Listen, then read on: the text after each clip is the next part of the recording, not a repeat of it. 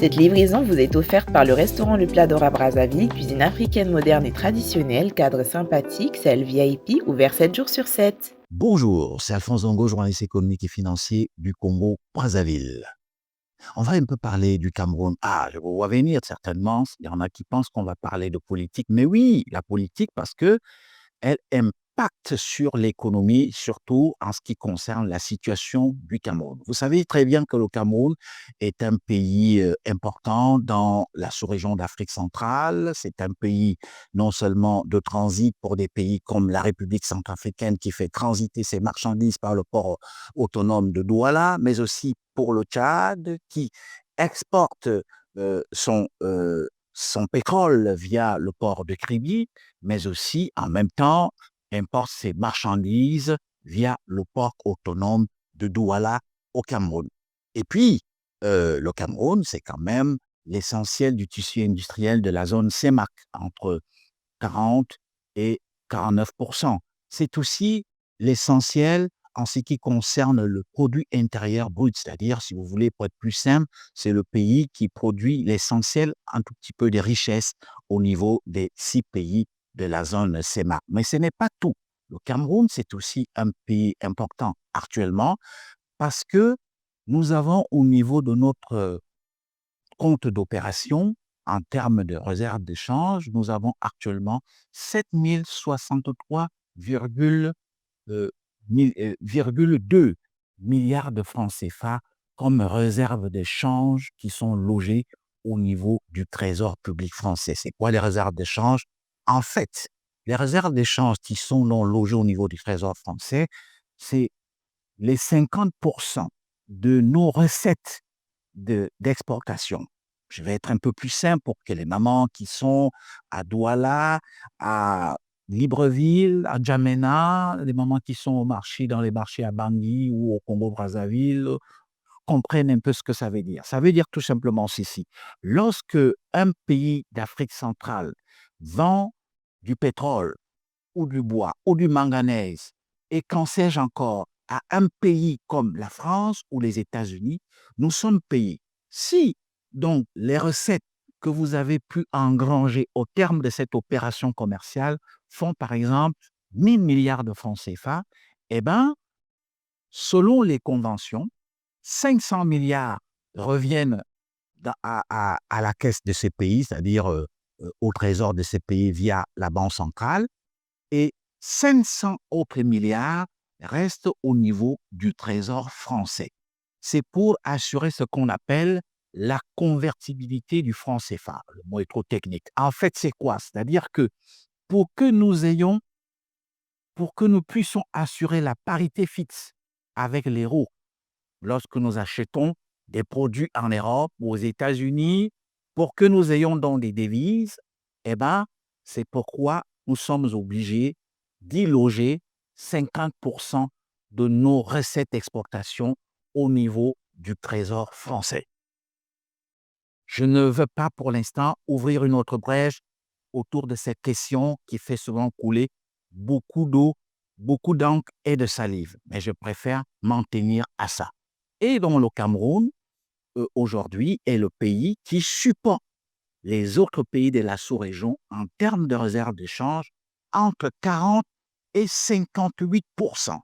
Ça veut dire quoi? Ça veut dire que nous sommes tous, nous appartenons tous à une banque centrale. Quand je dis tous, ça veut dire le Congo-Brazzaville, le Gabon, le Tchad, la République centrafricaine, le Cameroun et la Guinée équatoriale. Donc, tous ces pays, nous sommes donc dans le cadre d'une seule banque centrale. Et lorsqu'un pays dispose d'un peu plus de réserves, ce pays, par solidarité, peut soutenir les autres pays. C'est ce qui se passe actuellement. C'est-à-dire, depuis un certain temps, le Cameroun supporte les réserves de change des autres pays. Que cela ne vous étonne pas, le Congo-Brazzaville, en son temps, lorsqu'il y a eu le boom pétrolier, était devenu le hub financier d'Afrique centrale et avait plus de réserves de change. Et justement, le Congo volait aussi au secours d'autres pays qui étaient en difficulté. Et ça a été aussi le cas à un moment donné pour le Gabon, pour la Guinée équatoriale. Donc, que cela ne vous étonne pas que ce soit aujourd'hui le Cameroun. Et les chiffres que je vous donne de 7 063,2 milliards de francs CFA, ça provient du récent comité de politique monétaire qui s'est tenu en juin dernier à Yaoundé, au Cameroun. Donc, comme vous le constatez, le Cameroun est un pays donc important, tenant compte du fait que c'est ce pays qui supporte quand même l'essentiel des réserves d'échange aujourd'hui. Je vous ai dit, c'est entre 40 et 58%. Ça veut dire quoi? Cela nous permet de faire des importations pendant 4,51 mois.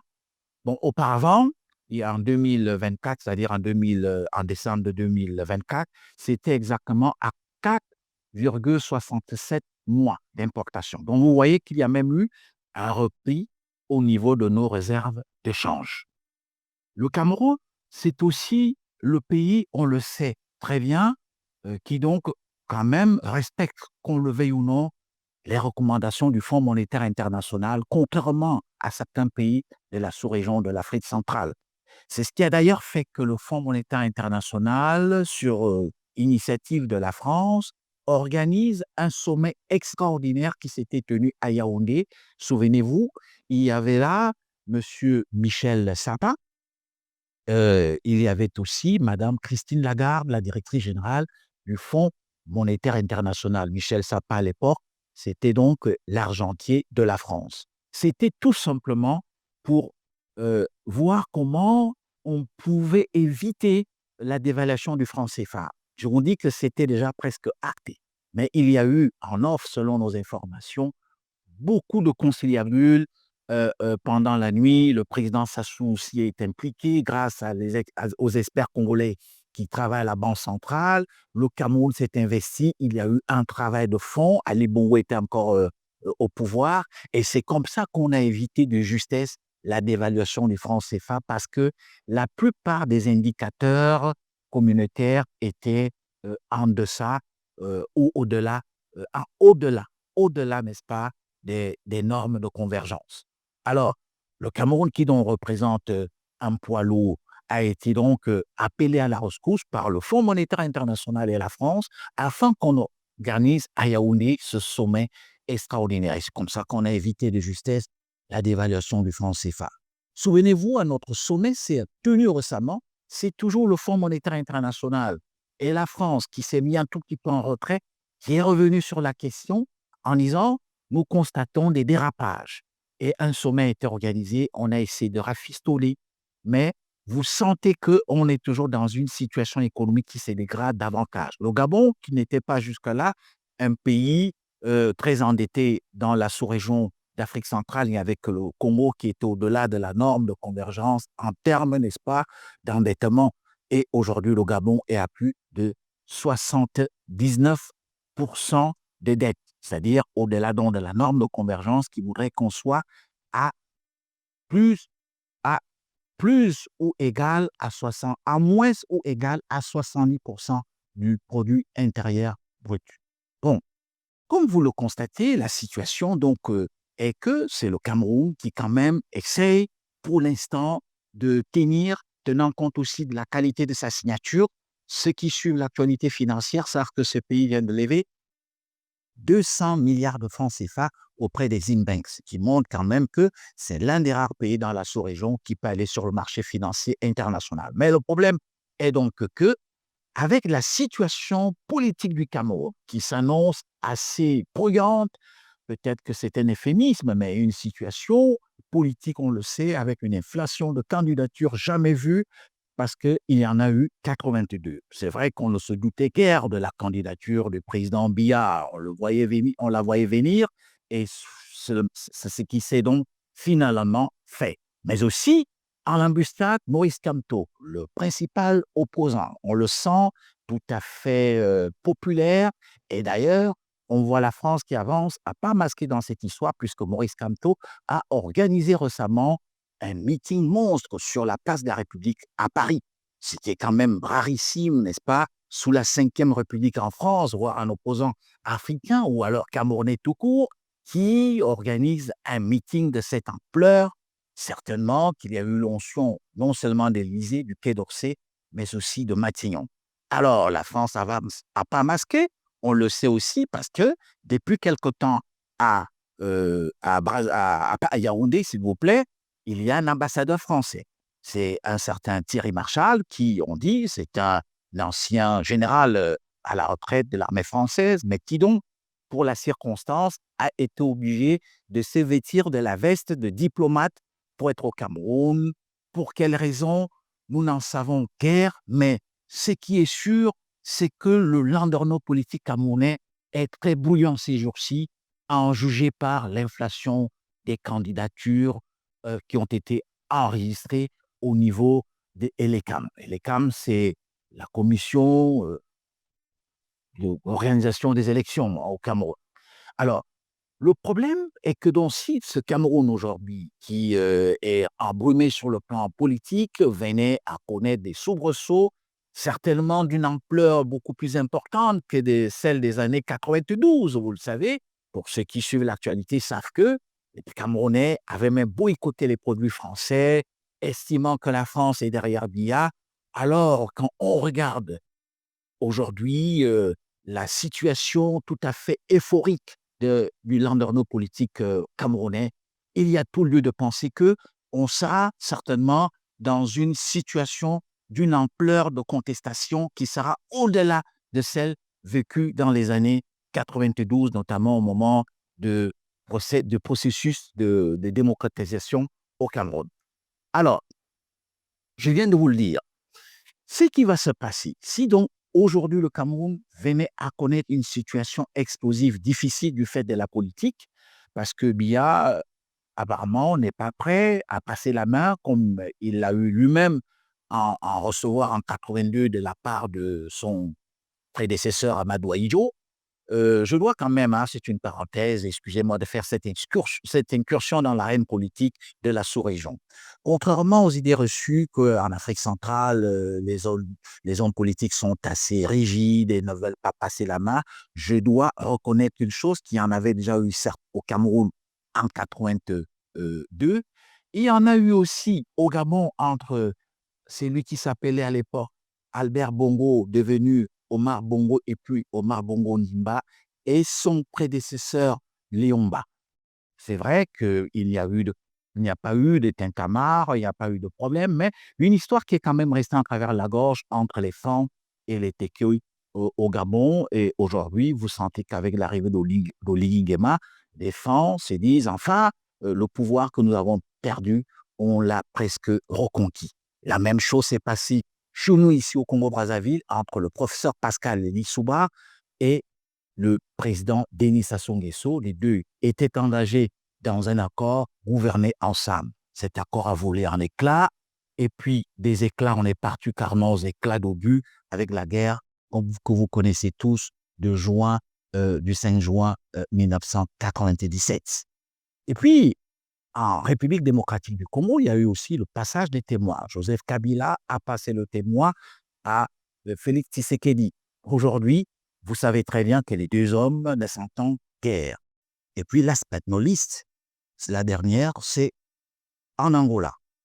Eduardo dos Santos et Lorenzo, l'un passe de pouvoir à l'autre, et puis ça se termine aussi en clash entre le successeur et son prédécesseur. Est-ce que c'est pourquoi Biya s'est dit, certainement, il n'est point besoin pour moi de subir ce que les prédécesseurs subissent une fois qu'ils ont passé la main à un successeur, mais toujours est-il que cette situation de la politique camerounaise pourrait avoir des conséquences très difficiles et alors très pernicieuses sur les 5 autres États de la sous-région d'Afrique centrale, puisque le Cameroun, qui tient un tout petit peu sur le plan économique, s'il lui-même venait aujourd'hui à connaître des difficultés, parce que lorsqu'il y a une situation politique assez nuisible, eh ben, cela fait dégringoler non seulement la croissance, des objectifs de croissance du Cameroun en 2025, c'est compris entre 4 et 4,2%. C'est vrai que ça a été un peu revu à la baisse, mais si donc le Cameroun venait à vivre cela, il est fort évident que nos réserves de change vont davantage se dégraisser au niveau du trésor français et conséquence, nous vivrons ce qu'on appelle la dévaluation du franc CFA. De quel ordre, de quel pourcentage? 25%, 50%. Ça, c'est quelque chose, c'est une équation qui, franchement, devrait aboutir à une espèce de dévaluation du franc CFA. Au cas, je dis bien, le Cameroun venait, pas, venait à ne pas être stable sur le plan politique. Le Cameroun, n'oubliez pas aussi, hein, et peut-être que c'est aussi un élément, si vous regardez ce tableau en ce qui concerne le paysage bancaire camerounais, regardez comment est-ce que l'État a pratiquement est l'un des meilleurs actionnaires ou l'un des plus importants actionnaires du système bancaire camerounais. À la BGF, ils sont à 20%, à la Société Générale, auprès de laquelle ils viennent de racheter les parts de la Société Générale Cameroun, ils sont passés à plus de 83%. Regardez pour ce qui est des autres actions, Commercial Bank of Cameroun, regardez NFC, regardez les autres banques, la société SGB, bon, bref, et même la banque à capitaux publics qui est la banque camerounaise des petites et moyennes entreprises avec un actionnariat de 100%. Donc, est-ce que vous voyez que donc si l'État se retrouve dans une situation assez difficile, eh ben, ça va avoir un impact aussi sur tous ces réseaux. Et le Congo-Brazzaville, en ce qui nous concerne, nous sommes engagés dans un partenariat de, d'exploitation minière commune de la mine qui est située à Malam, c'est pratiquement sur la frontière Congo-Cameroun, avec la possibilité d'acheminer ces mines au port de Crédit au Cameroun. Et on sait aussi ça, il ne faut pas l'esquiver. Le Cameroun, de par son vivier agricole, est quand même le pays qui exporte ses produits agricoles vers d'autres pays de la sous-région. Nous voyons des camions qui quittent le Cameroun, qui traversent le Congo jusqu'au marché total ici à Brazzaville et parfois d'autres produits qui traversent même à Kinshasa. C'est la même chose des produits qui vont au Gabon, qui vont en Guinée équatoriale, au Tchad ou en République centrafricaine. Donc, si aujourd'hui donc le Cameroun venait à connaître des soubresauts politiques, il est fort évident, je dis bien il est fort évident, qu'on débouche sur la dégradation des indicateurs macroéconomiques de la sous-région entière et par conséquent, le Fonds monétaire international de la France seront obligés, je dis bien, de procéder à la dévaluation du franc CFA. Qu'est-ce que cela va donc apporter? Regardez en ce qui concerne les dettes, par exemple, prenons le cas du Congo-Brazzaville, regardez le tableau de la dette du Congo, vous voyez très bien que le Congo est endetté sur le marché des titres publics de la sous-région de la Banque centrale, il n'y a pas de problème, cette dette est libellée en francs CFA, mais inquiétude pour la dette qui est libellée au niveau des bilatéraux et des multilatéraux, qui est plus de 5 000 milliards de francs CFA, eh ben, tenant compte du taux qui sera pratiqué pour la dévaluation, si c'est 25 ou 50%, alors cette dette va certainement donc augmenter. Et le Congo, je prends cet exemple parce que nous sommes le pays le plus endetté de la sous-région d'Afrique centrale. Il en est de même du Gabon qui, il y a quelque temps, n'était pas au-delà de la norme de convergence sous-régionale en matière de dette, c'est-à-dire n'était pas à plus de 70% de son taux d'endettement par rapport au PIB. Mais le Gabon aujourd'hui, si vous regardez, nous remercions nos amis, nos confrères des combattants, mais un quotidien camerounais assez sérieux. Nous avons pris ces tableaux. Regardez que le Gabon figure aussi parmi les 10 premiers pays les plus endettés au niveau de l'Afrique, avec plus de 79%. Ce sont donc des inquiétudes que nous sommes en droit certainement de, de, d'émettre et de nous dire est-ce que le Cameroun finira par être un volcan à l'image du mont Cameroun qui souvent se met en ébullition, soit que la candidature de Kanto est acceptée ou n'est pas acceptée, mais toujours est-il qu'il y aura vraiment de véritables contestations parce que nous sentons qu'au Cameroun, les gens veulent absolument, pourquoi pas, quelqu'un me disait, un ami ivoirien me dit, oui, le Congo-Brazzaville a connu la guerre, la Côte d'Ivoire en a connu, peut-être que c'est aussi le temps du Cameroun. Ce que nous ne souhaitons pas, sinon, ce sera vraiment le déluge pour la sous-région d'Afrique centrale. Alphonse Ndongo, journaliste économique et financier du Congo-Brazzaville, je vous prie de vous abonner sur notre chaîne YouTube, Alphonse Ndongo TV. eh ben, vous serez davantage informé sur tout ce qui a trait à l'économie, aux finances, au commerce et qu'en sais-je encore. À très bientôt. Cette livraison vous a été offerte par le restaurant Le Plat d'Or à Brazzaville, cuisine africaine moderne et traditionnelle, cadre sympathique, salle VIP, ouvert 7 jours sur 7.